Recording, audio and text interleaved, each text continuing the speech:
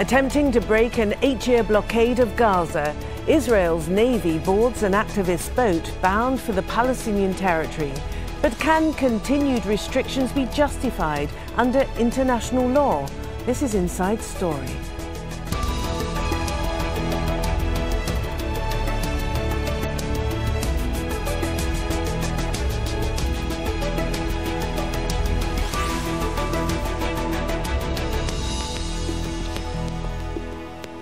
Hello and welcome to the programme. I'm Martine Dennis. Now, it's almost a year since Israel's 50-day war on Gaza. The assault, dubbed Operation Protective Edge, added to the already desperate living conditions for the almost 2 million people living there. A UN report in August concluded that almost everyone in Gaza faced some urgent need for basic protection, healthcare, housing, food and water. In a largely symbolic gesture, a converted trawler has tried to break an Israeli blockade of the coastal strip to deliver humanitarian aid. But the Marianne was boarded by the Israeli Navy on Monday, the activists detained. Al Jazeera's Natasha Ghanem was with the Marianne's crew just before they set sail from the Greek island of Crete and has filed this report for Inside Story. Activists hoped this fishing trawler named the Marianne would sail into the port of Gaza. They were planning to donate it to the Fishermen's Union. By all accounts, Gaza's fishing industry, like the rest of its economy, has been hit hard by the 8-year-long Israeli blockade. Instead, the Israeli Navy seized the Marianne in international waters and redirected it to its port at Ashdod. This activist and sailor owns the Marianne. He explains what happened while in Israeli custody during a similar protest in 2012. You know, they try to make you afraid, of course. They threatened us that we're going to stay there for 40 days and then another 40 days. The Israeli government promised to take all measures necessary to intercept boats participating in what organizers called the Freedom Flotilla 3. Prime Minister Benjamin Netanyahu calls it a publicity stunt and a provocation. This flotilla is infected with hypocrisy, and I'm glad to say that the flotilla generates less public and propaganda impact because people around the world begin to understand the lie it holds. In 2010, 10 Turkish activists were killed when Israeli commandos boarded the Mavi Marmara during the first Freedom Flotilla protest. The Israelis maintain the blockade is intended to prevent Hamas from smuggling weapons and attacking Israeli citizens. But activists say the 50-day war in Gaza last year is evidence that Hamas is still getting weapons, and the only people suffering from the restricted movement and flow of goods are civilians. Continuous war crime. It's illegal. It's a huge violation of international humanitarian law. Former Tunisian President Monsef Marzouki was on board the Marianne. He says the boat was carrying medical equipment and solar panels, but most importantly, he and other activists were carrying a message. I would also send a message to the Israeli authority themselves. Hey, you need peace, we need peace. All of us we do need peace, so do something for it. Activists say, yes, this was a publicity stunt. Even though the Marianne never made it to the shores of Gaza, they consider the protest a success. They say it turned the world's focus to the plight of the Palestinians, even if only for a short time. Natasha Ghanem for Inside Story. All right, let's bring in our guests now. In Gaza, we have Rami Abdo, Director of the Euro-Mediterranean Observer for Human Rights. In Tel Aviv, we have Ben Hartman, National Security Correspondent for the Jerusalem Post. And in Beirut, we have Diala Chehade, President of the Center for Defending Civil Rights and Liberties and an international criminal law specialist. Welcome to you all. But before we get going, I just want to look a little bit more closely at these Israeli restrictions. Now, it's a blockade of the Gaza Strip, and it began in 2007 after Hamas won elections in the previous year. It means Israel effectively controls Gaza's land, sea and airspace. Now, the movement of people into and out of the Gaza Strip is restricted, with the border crossings controlled by Israel and Egypt. The United Nations says living conditions for the nearly 2 million Palestinians have deteriorated because of the blockade. Israel also limits entry of goods, including construction materials, into the Strip, which has made it difficult for Palestinians to rebuild their homes after last year's war with Israel. Well, there have been similar attempts by activists to break the blockade. In May 2010, the Israeli Navy raided a Turkish flotilla of 6 vessels and killed 10 activists. And so can I go straight to you, Rami, in Gaza, and for you to tell us, 1 year on, we were all devastated by the scenes of death and destruction inflicted upon Gaza and Gazans. What is the situation like now? Well, we are talking about their situation, in particular on the level of macroeconomic and the humanitarian situation. In terms of macroeconomic, we are talking about the highest level of unemployment. In terms of services and utility sector, we are talking about a real collapse in services sector, including health sector. Let us remember that during the latest Israeli assault, for example, health facilities worked in its 40% of its capacity. This actually applied to other facilities, including water and wastewater. So the situation here is too bad. In particular, we are talking about 9 years of a blockade without any hope, with a new addresses for the blockade. And at the same time, we are talking about the latest Israeli assault, which mainly targeted the civil infrastructure and civil life for the people living inside Gaza Strip, this teeny part of the coast. OK, Ben, in Tel Aviv, there was talk after the 50-day war, there was talk of easing some of the restrictions in order to allow Gazans to reconstruct their lives. What's happened?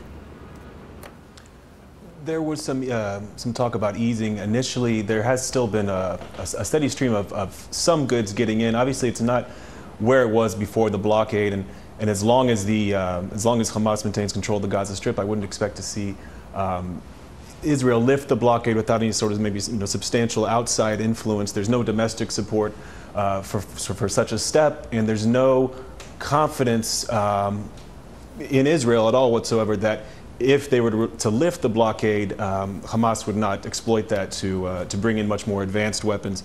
Having said that, the blockade has not prevented them from improving the range of their missiles, and every stage and every new war between Israel and Hamas in Gaza, we just see more long-range missiles, more effective arsenal for Hamas, and more well-trained military fighters. So, arguably, the blockade has not served to destroy them militarily, but there's still a fear about how they could potentially arm themselves if they had unfettered access to the sea. So Israel's going to maintain that policy for the time being of having a blockade, but we can see gradual lifting in some humanitarian measures.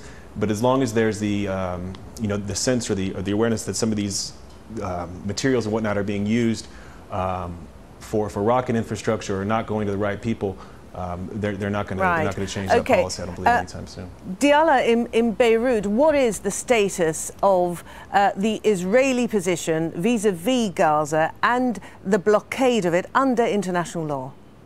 Good afternoon. Unlike the Israeli position on the blockade on Gaza Strip, this blockade definitely constitutes at least a war crime according to the Rome Statute that established the International Criminal Court. I can read at Article 8 concerning the war crimes that intentionally using starvation of civilians as a method of warfare is one of the crimes, the war crimes that fall under the jurisdiction of the International Criminal Court, and also according to the international humanitarian law related to the Geneva Treaties. If we want to go further, we can also say that this blockade could amount to a genocide crime if it was, and if it intends to destroy in part the population of Gaza simply because of their political affiliation or because they decided to elect can I just jump in and ask you whether the international statutes that you're referring to, whether they make any provision for the fact that Israel says that it feels insecure as a consequence of Hamas ruling the Gaza Strip? Does it take into consideration a hostile territory, such as that would obviously be what the Israelis would say? The international humanitarian law exists to make laws for wars. Having an armed conflict between two sides doesn't mean that one side can simply commit any acts, any hostilities without regulations. So using the excuse of self-defense to commit crimes against about 2 million civilians in Gaza cannot be accepted by international criminal law. Okay, and let's go back now to Rami in Gaza and back to the flotilla, because it seems to have succeeded in its purpose, because it has renewed attention, hasn't it, on the plight of Gazans? Yes, for sure. We are talking about 9 years, as you stated earlier. Israel has failed to uphold the population human rights, including the rights to health, to education, to free passage. Israel is trying to control all aspects of the life of Gaza and to use the crossing and the humanitarian needs as a carrot and a stick. So Rami, the situation was very bad as Rami, yes? Can you give us an idea? Can you just give us a detailed idea of what is lacking? What does a family of 4 do? What's happened to the families whose houses we saw devastated? Where are they living now? We know so many people were displaced.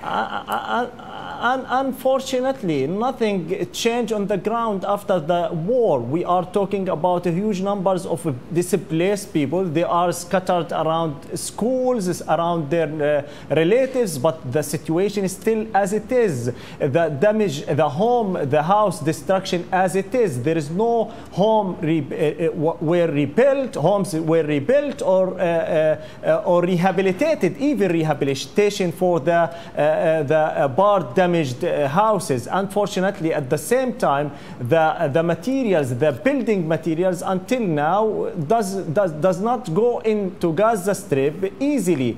In the latest report issued by the World Bank, we are talking about less than 8% of the reconstruction materials needed to rebuild Gaza, which means other reports stated, for example, that if we continue in the same race, that means we need at least 23 years to rebuild Gaza and to rehabilitate the homes destructed in the latest Israeli assault. All right, let's hear a little bit now more about Prime Minister Benjamin Netanyahu's response to the flotilla trying to reach Gaza.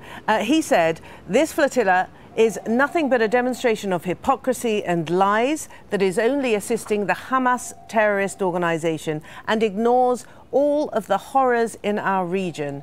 Preventing entry by sea was done in accordance with international law and even received backing from a committee of the UN Secretary General.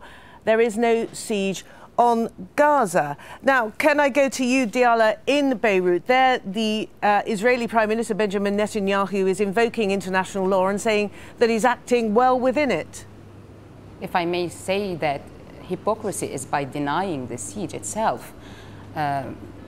The horror in this region, especially in Palestine, is the killing of about 1,500 civilians. 1/3 of them are children.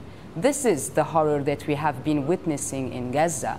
It's hypocrite to say that there is no siege in Gaza while all the crossing to Gaza are almost 100% sealed, including the Rafah crossing from the Egyptian border. We have to remind also the viewers that almost all of the fuel, liquid fuel and energy sources of Gaza rely mostly and often on the Israeli side. So we're not even talking only about food and medical aids. We're talking about energy, the basic the basics of survival to this strip. Okay, Ben, so, I can see that Ben is disagreeing with you, Ben.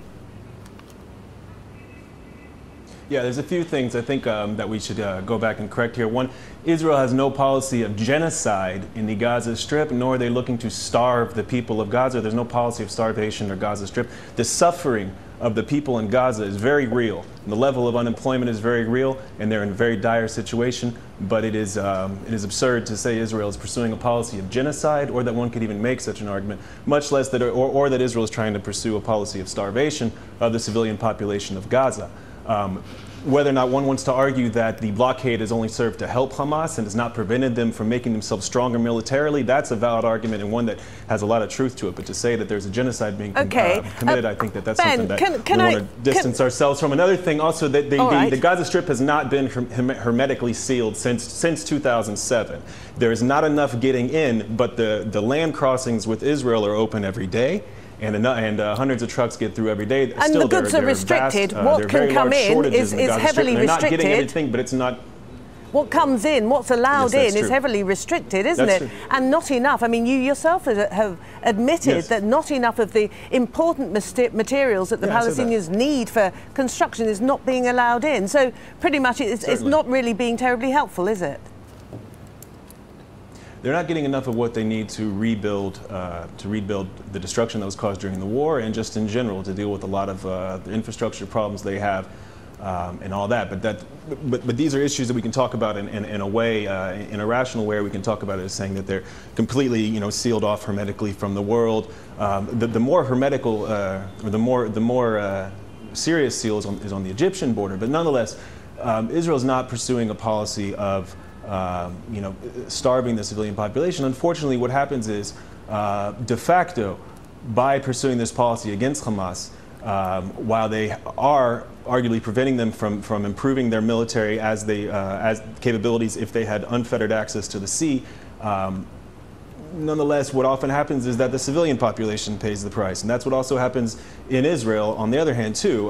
Hamas can target or say that they're targeting the Israeli military and going to war with Israel. Typically, the people who suffer are civilians and people, and the weakest among them. It's not the military, the civilian, or the political leadership of Israel that suffers. The greatest is the civilians on both sides. So that's one thing to keep in mind. Is enough getting in through those borders? Certainly not. Is there a humanitarian crisis in Gaza? I think that one can easily make that case. Okay, the situation is not tenable there. But I think let's keep it in more rational terms. All right, Ben, thank you. Rami in Gaza.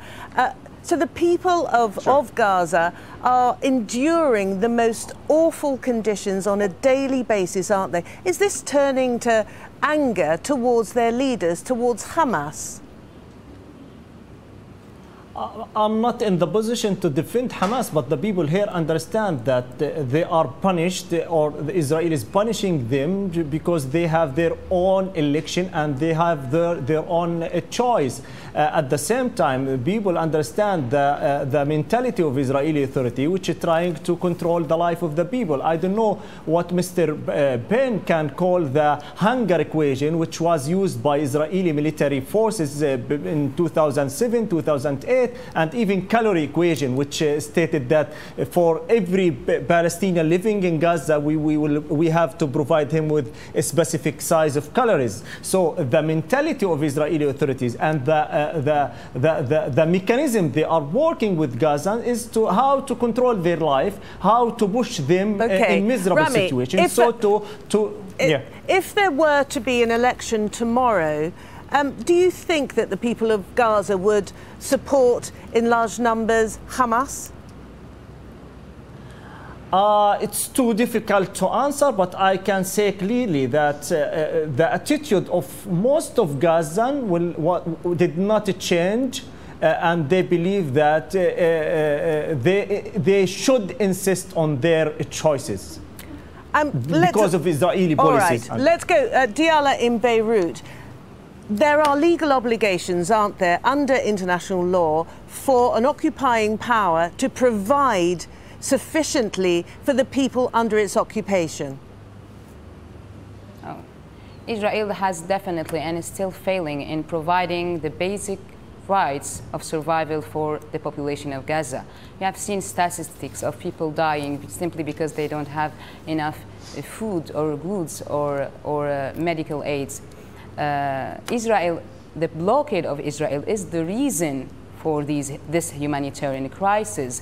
As an occupying state, Israel still has to respect the international humanitarian law and the international laws of war.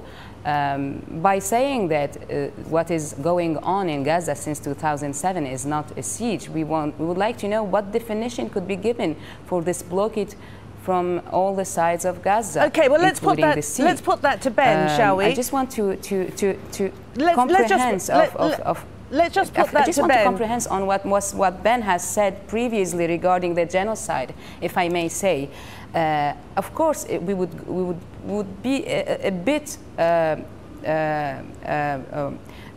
analyzing if we say that what Israel has been committing in Gaza could amount to genocide crime. But if we read the Rome Statute of the International Criminal Court, it says that deliberately inflicting on the group conditions of life calculated to bring about its physical destruction, whether in whole or in part. Okay, Diala, I have to jump in now because we are running out of time.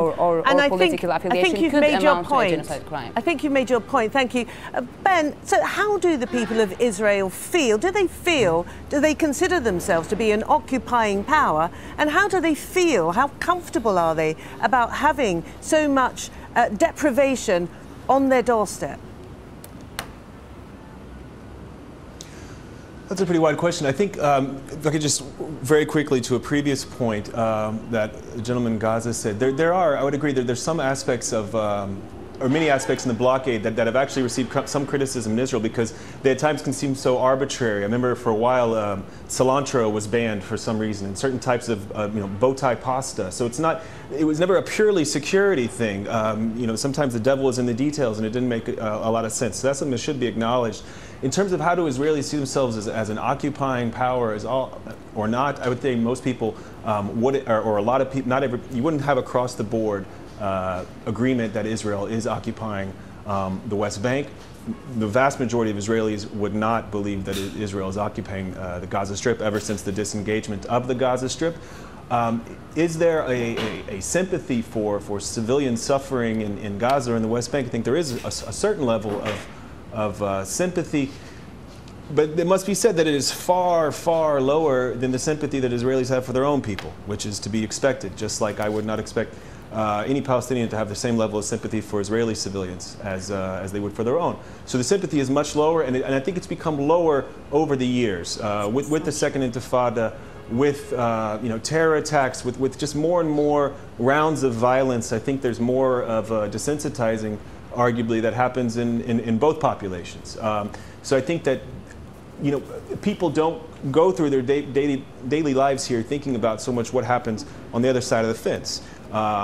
They can see it on TV if they want, they can see it in the news to some extent, but they're more concerned with their own lives, and there's been this separation in the last decade, over a decade between the two people, has really, in some ways, made it almost as though Gaza is on the other side of the world. All right, Ben, thank you for that. Arguably most Israelis, so it's not something that they're losing sleep over. I'd like to give the final word then to Rami in Gaza. So the future doesn't look terribly bright, does it?